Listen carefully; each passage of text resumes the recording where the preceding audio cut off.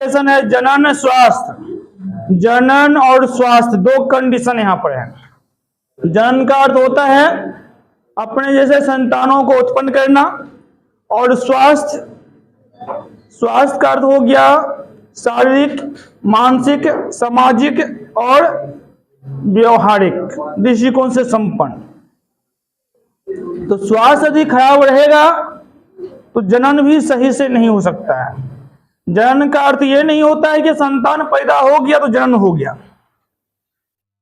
संतान का मां के गर्भ में विकास होना वह मां की स्थिति पर निर्भर करता है। मां का शारीरिक स्वास्थ्य अच्छा होना चाहिए, मां की मानसिक स्थिति अच्छी होनी चाहिए, है ना, व्यवहार भी अच्छा होना चाहिए, है ना, और सामाजिक दृष्टिकोण से भी संपन्न होना चाहिए। तब वह जो उत्पन्न शिशु होंगे हर दृष्टिकोण से संपन्न होगा। तो जनन को प्रभावित कौन करता है? स्वास्थ्य करता है ना। तो जनन और स्वास्थ्य दोनों दृष्टिकोण संपन्न होना ही जनन स्वास्थ्य है। तो स्वास्थ्य को प्रभावित करने वाले कारक में आता है शारीरिक, मानसिक, सामाजिक और व्यवहारात्मक। व्यवहार भी अच्छा होना चाहिए। यदि जनन स्वास्थ्य का परिभाषा दीजिएगा, जनन के सभी पहलुओं सहित जैसे शारीरिक, भावनात्मक, व्यवहारात्मक तथा सामाजिक रूप से संपन्नता की स्थिति को जनन स्वास्थ्य कहते हैं।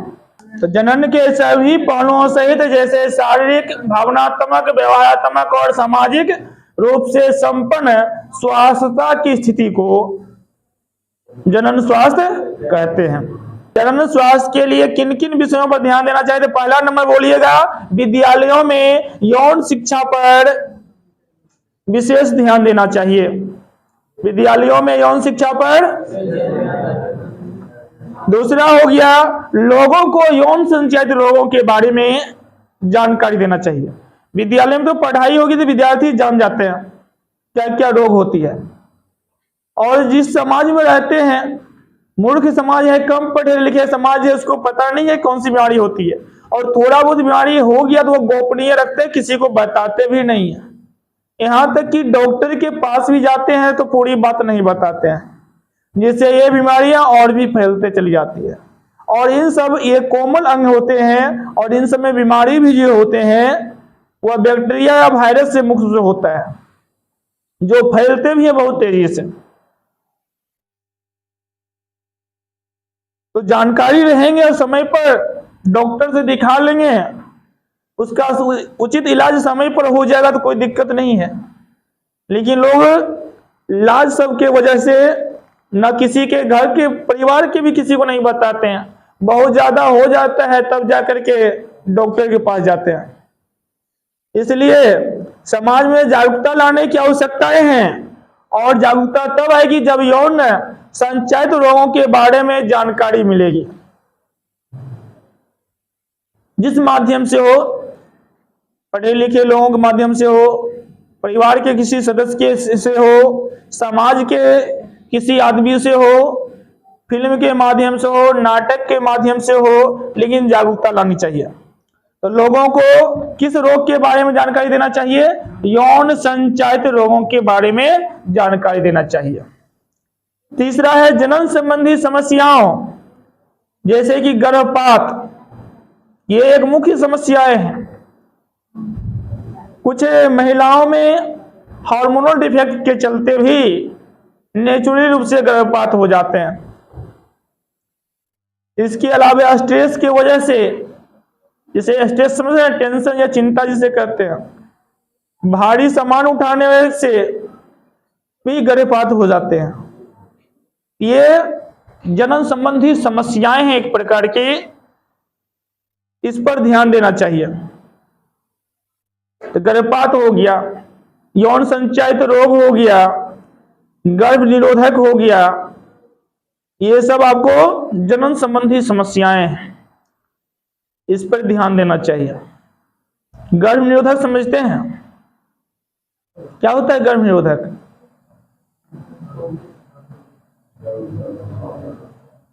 कोई दंपति, दंपति समझ रहे हैं, पति पत्नी को कहा जाता है। कोई दंपति यदि चाहे कि भी चाइल्ड पैदा नहीं हुआ, है ना, और यौन संबंध भी बनावे, यौन संबंध बनाने पर तो संभावना आती है फर्टिलाइजेशन हो सकते हैं। तो इसके लिए जो उपाय है उसको गर्भ निरोधक बोला जाता है। क्या बोला जाता है? इन्हीं उपायों को गर्भ निरोधक, इसके लिए टेबलेट भी है, इंजेक्शन भी है, इसके अलावे कई सारे साधन भी है। गर्भ निरोधक के विभिन्न सारे उपाय हैं, आगे चर्चा करेंगे। तो गर्भ निरोधक मतलब गर्भ को रोकना, है ना, कहने का मतलब ओवम और स्पर्म को फर्टिलाइजेशन होने नहीं देना। फर्टिलाइज हो जाएगा तो गर्भ का विकास होगा ही। तो हो गया गर्भ निरोधक। गर्भ रोकने वाले साधन को क्या बोलेंगे? गर्भ निरोधक। गर्भ को रोकने वाले साधन को, तो गर्भ निरोधक के बारे में भी जानकारी होनी चाहिए। चौथा हो गया जनता में, मतलब आम आदमियों में जनन स्वास्थ्य संबंधी विभिन्न विषयों पर जो विभिन्न उपाय करनी चाहिए। उपाय में बता दिए, जैसे नाटक वगैरह सब, है ना, ड्रामा के माध्यम से, चलचित्र यानी फिल्म के माध्यम से सरकार को भी चाहिए। जैसे चुनाव के प्रचार के समय देखते हैं बड़ा बड़ा बोर्ड लगाता है गाड़ी पर, फिल्म चलते रहता है, अपना प्रचार होता है। उस तरह बना करके जहां पिछड़े समुदाय के लोग हैं और शिक्षित लोग हैं वहां पर ये फिल्म आधा घंटा 1 घंटा इसके बारे में रोक रोक करके जानकारी देनी चाहिए, ताकि लोग उससे शिक्षित हो, समझे बातों को। उसके बाद है मादा भ्रूण हत्या पर पूर्णपेण कानूनी प्रतिबंध लगानी चाहिए। कराने वाले को कठोर दंड देना चाहिए ताकि ये रुके। ये सब जनन स्वास्थ्य के लिए विषयों पर ध्यान देने योग्य बातें हैं, जिसका सीधा इफेक्ट जो है इसमें मुख्य रूप से माता पर पड़ते हैं। जो माँ है उस पर ज्यादा पड़ते हैं। अब कोई फीमेल है और वह बार बार मान लीजिए प्रेग्नेंट होती है और उसका एबॉर्शन कर दिया जाता है, गर्भपात करवा दिया जाता है जानबूझ करके, उसका असर शरीर पर भी पड़ता है ना, श्वास भी सही नहीं रह सकता है, बहुत ज्यादा इफेक्ट पड़ता है। इसलिए पूर्णपेण जानकारी होनी चाहिए। ये भी जानकारी होनी चाहिए कि 2 चाइल्ड के बीच कितना समय अंतराल होना चाहिए, है ना। इसके अलावा शारीरिक स्थिति का भी जानकारी होनी चाहिए, शरीर स्वस्थ है या नहीं है, कब फर्टिलाइजेशन के योग्य है अर्थात पूर्ण रूप से स्वस्थ है, इन सभी जानकारी को होना चाहिए। अब कोई फीमेल है पहले से ही कमजोर है और वह प्रेग्नेंट हो जाती है तो संतान जो पल है उसका भी उचित विकास नहीं होगा, साथ ही उस माता पर भी काफी इफेक्ट पड़ सकते हैं और उस माताओं को प्रसव के समय काफी दिक्कत होता है ना। इसमें कई की तो जान भी चली जाती है। इसलिए पहला 1 नंबर है शारीरिक स्वास्थ्य। 1 नंबर में क्या है? शारीरिक रूप से स्वास्थ्य होना जरूरी होता है। तो जनन स्वास्थ्य के लिए किन किन विषय पर ध्यान देना आवश्यक है जान गए। विद्यालय में यौन शिक्षा की पढ़ाई पर विशेष ध्यान देना चाहिए। दूसरा हो गया लोगों को यौन संचालित रोगों के बारे में जानकारी देना चाहिए। तीसरा हुआ जनन संबंधी समस्याओं जैसे गर्भपात हो गया, यौन संचालित रोग हो गया, गर्भ निरोधक हो गया, है ना, इत्यादि पर ध्यान देना चाहिए। और चौथा हो गया जनता में जनन स्वास्थ्य संबंधी विभिन्न उपायों को, है ना, करना चाहिए या बताना चाहिए। उसके बाद मादा भ्रूण हत्या पर कठोर प्रतिबंध लगाना चाहिए, है ना। प्रतिबंध लगा हुआ है लेकिन कठोर से कराने वालों को कठोर से कठोर सजा मिलनी चाहिए। कोई दिक्कत यहां तक? जनन स्वास्थ्य जान गए। जनन के सभी पहलुओं सहित जैसे शारीरिक, भावनात्मक, व्यवहारात्मक और सामाजिक रूप से संपन्न स्वास्थ्यता को ही जनन स्वास्थ्य कहते हैं। जनन स्वास्थ्य के लिए किन किन विषय पर ध्यान देना चाहिए? तो कौन कौन विषय हो गया? 1 नंबर विद्यालय में यौन शिक्षा की पढ़ाई जरूरी है ताकि एक बच्चे, है ना, जिस स्टैंडर्ड में प्रवेश करते प्यूबर्टी में, उस समय से उसके बारे में जानकारी, ताकि वह जानकारी के अभाव में कहीं कोई गलत कदम ना उठा ले। इसलिए जानकारी रहेगा, उनको ये बताना होगा कि ये अंग भी सामान्य अंग है, जिस तरह से हाथ, आंख, कान अंग है, उसी तरह ये भी अंग है। इतना ही नहीं, ये काफी कोमल अंग भी होते हैं। इसमें मैच्योरिटी जो है कुछ एज के बाद आती है ना। ये जानकारी होना बहुत जरूरी है। इसलिए विद्यालयों में ही यौन शिक्षा पर विशेष पढ़ाई की आवश्यकता है। दूसरा जो है, लोगों को यौन संचालित रोगों के बारे में जानकारी की होनी चाहिए। तीसरा, जनन संबंधी समस्याएं जैसे गर्भपात, गर्भ निरोधक, है ना, इसके अलावे यौन संचालित रोग इत्यादि पर ध्यान देना चाहिए। चौथा है, जनन स्वास्थ्य संबंधी विषयों पर विभिन्न उपायों को करनी चाहिए। और पांचवा हो गया, मादा भ्रूण हत्या पर, है ना, कानूनी प्रतिबंध लगाना चाहिए। लिंग परीक्षण जो है, लिंग टेस्ट पर जो है कानूनी प्रतिबंध लगाना चाहिए और करवाने वालों को कठोर से कठोर सजा देना चाहिए। नेक्स्ट टॉपिक आता है आपको जनसंख्या वृद्धि। नेक्स्ट क्या है, इंग्लिश में कहते हैं पॉपुलेशन ग्रोथ। जनसंख्या में वृद्धि। जनसंख्या का निर्धारण कैसे होता है? जनसंख्या का निर्धारण कैसे होता है?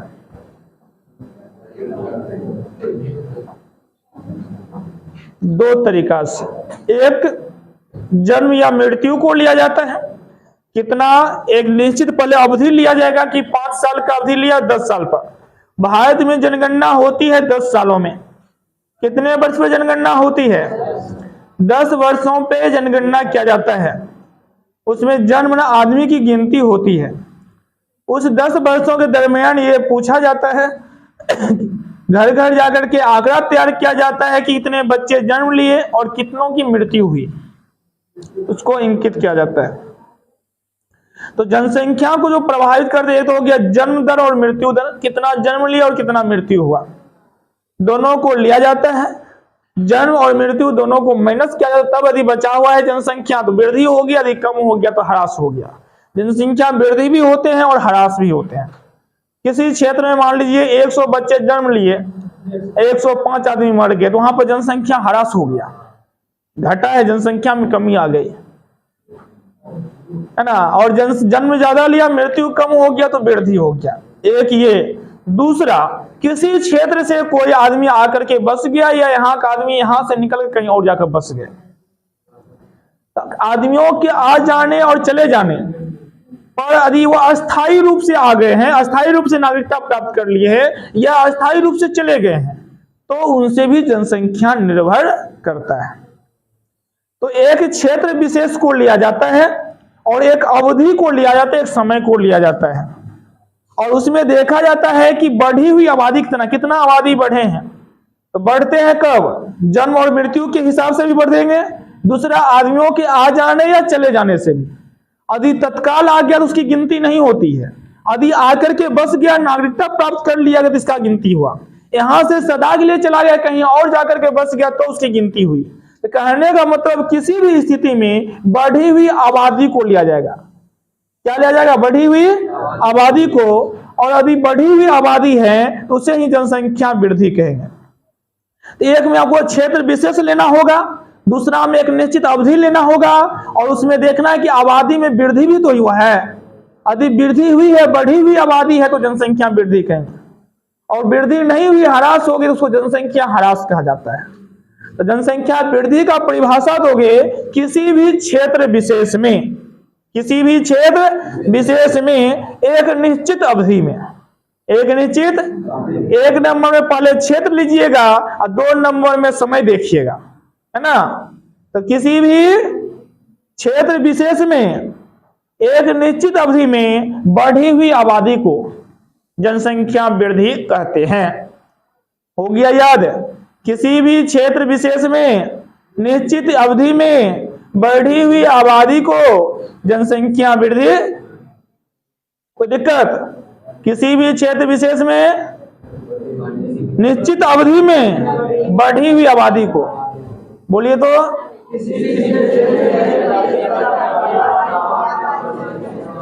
ये भी आपका VVI है, परीक्षा में पूछा जाता है। जनसंख्या वृद्धि से आप क्या समझते हैं? जनसंख्या वृद्धि से परिवार पर क्या प्रभाव पड़ सकता है, साधारण देश पर क्या प्रभाव पड़ सकता है? जनसंख्या यदि वृद्धि होगी तो क्षेत्र विशेष पर प्रभाव पड़ेगा। अभी भारत की जनसंख्या बहुत ज्यादा हो चुकी है। पूरे जितने सारे देश है सबसे ज्यादा जनसंख्या वाला देश भारत बन चुका है। इससे पहले चीन था, चीन से भी ज्यादा जनसंख्या भारत की हो चुकी है। हाल ही में सर्वे, आज से कुछ दिन पहले जनसंख्या है ना का रिकॉर्ड तैयार किया गया, जनगणना हुई और जनगणना का डेटा तैयार किया तो पूरे देशों में जितने सारे देश हैं उन सभी देशों में पहला स्थान जनसंख्या के दृष्टिकोण से भारत का है। और क्षेत्रफल के दृष्टिकोण से चले तो भारत एक छोटा सा देश है, 7वां स्थान है क्षेत्रफल से के दृष्टिकोण से। भारत से 6 बड़े बड़े देश हैं और वहां की जनसंख्या कम है। अब बताइए, जहां ज्यादा भूमि है, ज्यादा संसाधन है, वहां भी जनसंख्या कम है। यहाँ भूमि कम है, संसाधन कम है, जनसंख्या अधिक है, तो बेरोजगारी क्यों नहीं होगी? अच्छा भोजन कैसे कर पाओगे? बच्चे कुपोषण का शिकार क्यों नहीं होगा? एक तो विकसित देश है, ये विकासशील है भी नहीं, डेवलप कर रहा है। विकासशील देश है, विकसित बोलती है, सॉरी। तो भारत एक विकासशील देश है ना, अभी डेवलप कर रहा है। और इससे बड़े बड़े देश जो हैं क्षेत्रफल के देश, वह विकसित देश है, फिर भी वहां पर जनसंख्या कम है। तो वहां के लोगों को परेशानी क्यों होगा? यदि आप एक परिवार की बात करें, परिवार में 5 आदमी हैं, आप पांचों कमाते हैं, उस घर का रहन सहन, खान पान सब कुछ अलग होगा। और जिस घर में एक कमाने वाले 10 खाने वाले, तो कैसा भोजन खाएगा? वो भी लाचार हैं, वो पिया रहेगा तो पूरा मेंटेन करेगा। तो जनसंख्या छोटा रहेगा तो कम इनकम में भी अच्छा से रह सकते हैं, और ये जनसंख्या ज्यादा हो जाए दिक्कत है। भूमि तो नहीं फैल रही है, भूमि बढ़ रही है, बढ़ती भी है कभी कभी। कैसे बढ़ जाती है भूमि? घटती भी है, बढ़ती भी है, डिपेंड करता है समुद्र पर। समुद्र की लहर देखते हैं, कहीं पर गड्ढा कर देता है, कहीं पर टीला बना देता है। तो हो सकता है समुद्र भारत की तरफ से टीला बना दे तो थोड़ा भूमि बढ़ जाएगा। भारत की भूमि को ही काट करके बाहर करके ले जाए तो छोटा भी हो जाएगा, है ना। यह नेचुरली रूप से होता है। इसके अलावा युद्ध जीतने की बात अलग है, युद्ध जीत करके अपना क्षेत्र बढ़ा लिया वो अलग बात है ना। लेकिन प्राकृतिक रूप से भी भूमि बढ़ सकते हैं, तो ये बहुत कम संभावनाएं होती है। घट भी सकते हैं, बढ़ भी सकते हैं। नदियां, समुद्र अपना रास्ता भी बदल लेते हैं। अब बदल लेते हैं तो जहां मिट्टी है उसको काट करके बहा कर ले जाते हैं, नदी में, समुद्र में रूपांतरित हो जाते हैं। और जहां समुद्र है वहां मिट्टी बढ़ गया तो वहां जो है भूमि उधर का बढ़ गया। तो सभी देश की अपनी अपनी सीमाएं हैं। तो ये रेयर केस है बढ़ने या घटने का, वो थोड़ा बहुत लगा हुआ रहता है। लेकिन जो मुख्य रूप से है भूमि लगभग उतना ही है ना। और उसी भूमि पे सब कुछ होना जरूरी है, जंगल भी होना जरूरी है, खेती भी होना है, घर मकान नदी तालाब सब होना जरूरी है ना। जनसंख्या ज्यादा होगा, कृषि योग्य भूमि छोटा पड़ेगा, खेती कम होगी, अनाजों का उत्पादन कम होगा, है ना। भोजन समस्याएं हो सकती है। हालांकि अभी जितना जनसंख्या है तो लगभग भोजन हो जाता है सबको, लेकिन सरकार की तो व्यवस्था है। आज गरीब परिवारों को अनाज सरकार देते हैं, उसे बहुतों को राहत। यदि सरकार बंद कर दे तो कई सारे लोग कई रात भूखे रहेंगे। केवल अनाज खाकर पेट भर लेना ये थोड़े पोषण हो गया, केवल जिंदा रहने का साधन हो गया। शरीर को सभी पोषक तत्व मिले, उसके लिए अनाज, फल फूल, ड्राई फ्रूट्स, दूध, तेल, यानी जितना शरीर को पोषक पदार्थ चाहिए सब जरूरी है ना। हर दृष्टिकोण से एकदम संपन्न होना चाहिए, नहीं हुआ तो नहीं हो पाएगा। तो जनसंख्या अधिक होने से कई सारे समस्याएं हैं, परिवार पर प्रभाव पड़ते हैं, देश पर प्रभाव पड़ता है, इसलिए जनसंख्या सीमित करना जरूरी है। आज के जो शिक्षित युवा पीढ़ी है वो इस पर तो ध्यान दे रहे हैं, लेकिन भारत में अभी भी अशिक्षितों की कमी नहीं है, और कई सारे लोग तो शिक्षित होने पर भी है ना अशिक्षितों जैसा काम करते हैं। वो जान रहे हैं कि परिवार की जनसंख्या ज्यादा बढ़ेगी तो परेशानियां होगा, लेकिन यह इन सब से दूर कुछ गलत अवधारणाओं को धारण किए रहते हैं। उसका ये रहता है कि हमारी जाति बढ़ेगी, हमारे धर्म के लोग बढ़ेंगे, इसलिए जनसंख्या बढ़ाते रहते हैं।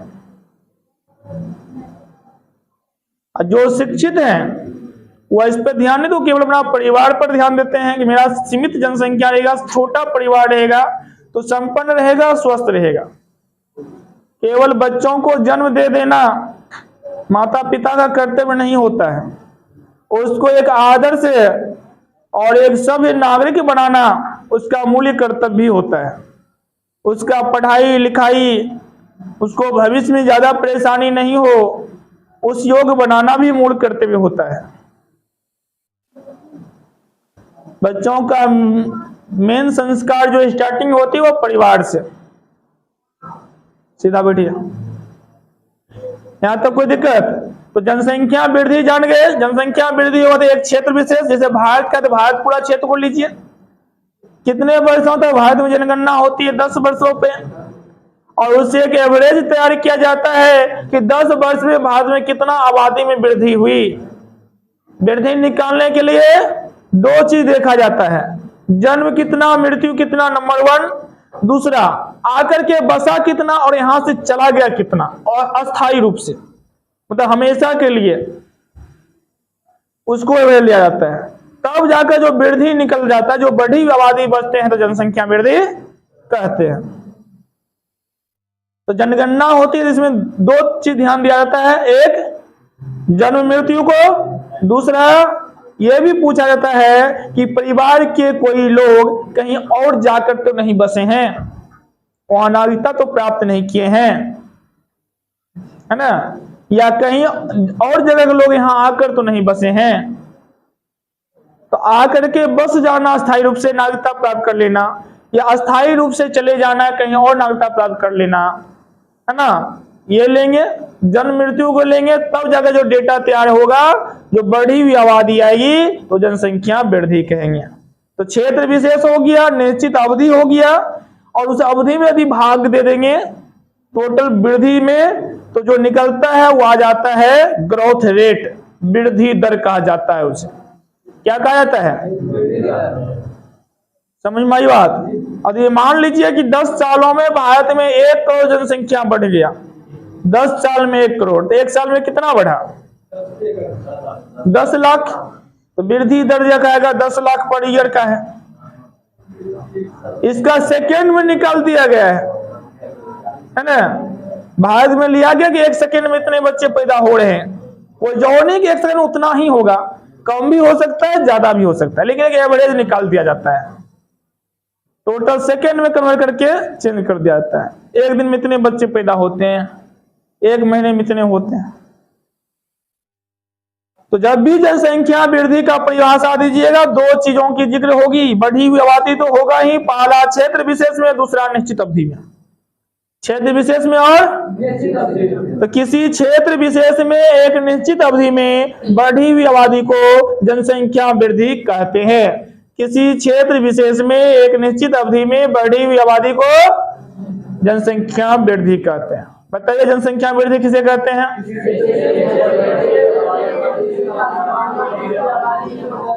जनसंख्या वृद्धि से परिवार पर क्या प्रभाव पड़ता है? तो जनसंख्या वृद्धि का परिवार पर कई सारा प्रभाव पड़ सकते हैं, ध्यान देंगे। पहला, माता पिता पर आर्थिक भार बढ़ेगा। अभी अर्थ युग है, सबसे पहला भार तो रुपया पैसा का ही होती है ना। तो माता पिता पर क्या होगा, आर्थिक भार बढ़ेंगे। दूसरा हो गया, माँ की शारीरिक अवस्था ठीक नहीं रहेगा। माँ की शारीरिक अवस्था जो है ठीक नहीं रहेगी। किसी परिवार की ज्यादा जनसंख्या है तो माता का शारीरिक अवस्था ठीक नहीं रह सकती है। तीसरा हो गया, बच्चों को भोजन में पोषक तत्वों की उचित मात्रा नहीं मिलेगी। बच्चों को भोजन में पोषक तत्व की उचित मात्रा नहीं मिलेगी। चौथा हो गया, उचित चिकित्सा कराने की संभावना कम हो जाएगी। और पांचवा हो गया, बच्चे समुचित शिक्षा एवं उचित सम्मान से वंचित रह जाएंगे। जब आपका उचित शिक्षा नहीं मिलेगा तो सम्मान भी आपको नहीं मिल सकता है। सम्मान या प्रतिष्ठा आपकी शिक्षा से ही जानी जाती है। आप जितना विद्वान होंगे, जितने बड़े पद पर जाएंगे, आपका प्रतिष्ठा, आपका सम्मान उतना ही अधिक होगा, है ना।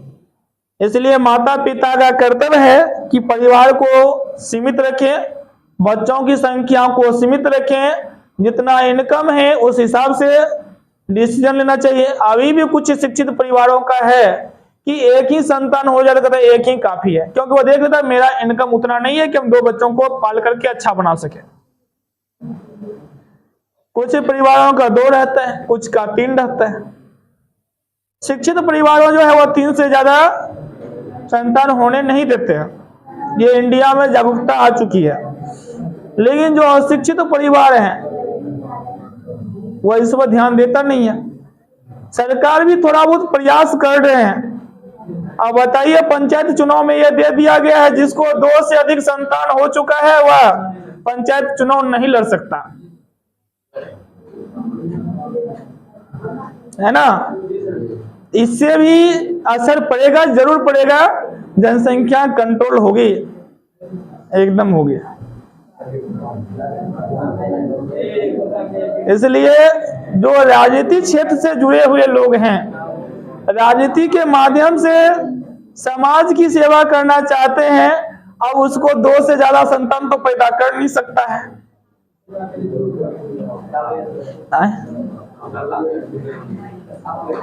क्या बोले? लालू यादव पुराना लोग है, ये कानून जब से लागू हुआ तब से मान्य होती है। लालू यादव पर लागू नहीं हो सकता है। लालू यादव के बाल बच्चों पर लागू होगा, है ना। उसमें भी दिया गया कि 2008 से पहले, है ना, 8 है ना, 8 से पहले कितनों संतान है तो उसको रोक नहीं दिया गया है। 8 के बाद यदि संतान है तो वह नहीं लड़ सकता है। मान लो किसी आदमी है, इलेक्शन लड़ना चाहता है, उसको 8 से पहले 2 संतान था ही, 8 के बाद 1 संतान और हो गया तो वह इलेक्शन नहीं लड़ सकता, है ना। तो 2008 से लागू किया गया, 8 से लिया गया। तो सरकार को और भी प्रयास करना चाहिए, है ना। चीन की तरह कठोर कानून ही बना देना चाहिए। चीन की जब जनसंख्या, जब चीन पूरे विश्व में जितने सारे सबसे देशों में पहला स्थान पाया था, चीन ने कठोर कानून लगा दिया। 2 संतान से अधिक होगा, एक को फांसी की सजा, किसी एक को, माँ पिता या 3 बच्चों में से किसी एक। चीन की जनसंख्या कंट्रोल हो गई। भारत को भी चाहिए कि एक कठोर कानून लगाया जाए। यहाँ पर भी 2 से अधिक संतान होने पर कठोर कानून लगा दिया जाए।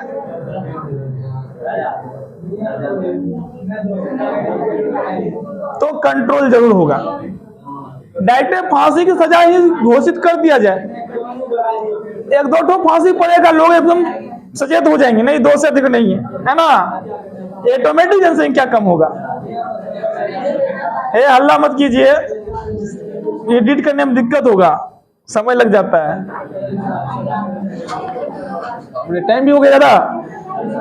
तो देखिए जनसंख्या वृद्धि होने पर परिवार पर प्रभाव क्या पड़ते हैं? सबसे पहले आर्थिक भार बढ़ेगा माता पिता पर, माता पिता पर आर्थिक भार बढ़ जाएगी। दूसरा, माँ की शारीरिक अवस्था सही नहीं रहेगी। तीसरा, बच्चों को भोजन में पोषक तत्व की उचित मात्रा नहीं मिल पाएगी। चौथा, उचित चिकित्सा कराने की संभावना कम हो जाएगी। और पांचवा, बच्चे समुचित शिक्षा और उचित सम्मान से वंचित रह जाएंगे।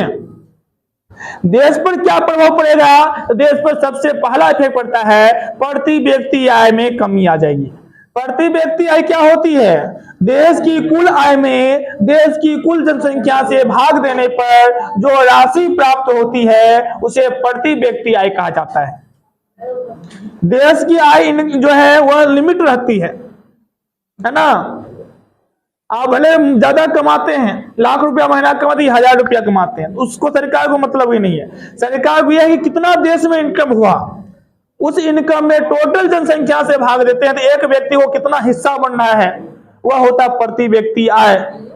तो एक नंबर में प्रति व्यक्ति आय में कमी आएगी। दूसरा, जमीन, खनिज, लकड़ी आदि प्राकृतिक संपदाओं में कमी आ जाएगी। और तीसरा, दिन प्रतिदिन सामाजिक परेशानियां बढ़ेगी।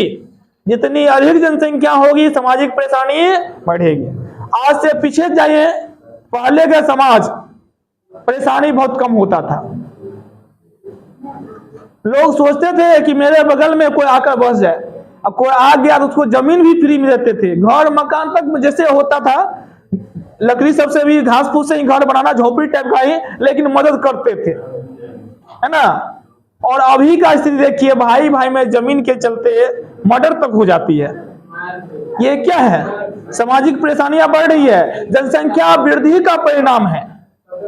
यदि जमीन ज्यादा रहता तो लोग थोड़ा सा जमीन की लड़ाई करता नहीं करता। पहले के लोग जो जमींदार होते थे वैसे दान करते थे, वैसे बसने के लिए फ्री में दे देते थे, कोई परेशानी होता ही नहीं था। अभी उसी जमीन के लिए कितनी परेशानियां हो रही है। इसलिए जनसंख्या कंट्रोल एकदम आवश्यक है, परिवार के लिए भी, देश के लिए भी, समाज के लिए भी। चलिए आज की क्लास यहीं तक, कल मिलते हैं। कल पढ़ेंगे जनसंख्या वृद्धि नियंत्रण कैसे होगा, इसके विभिन्न उपाय को जानेंगे। बहुत अच्छा टॉपिक, और परीक्षा में 5 मार्क्स में पूछा भी जाता है। आज भी जो पढ़ाए जनन स्वास्थ्य VVI है, याद कर लीजिएगा। जनन स्वास्थ्य के लिए किन के विषय में ध्यान देना चाहिए, जनसंख्या वृद्धि क्या है, देश पर और परिवार पर क्या प्रभाव पड़ेगा।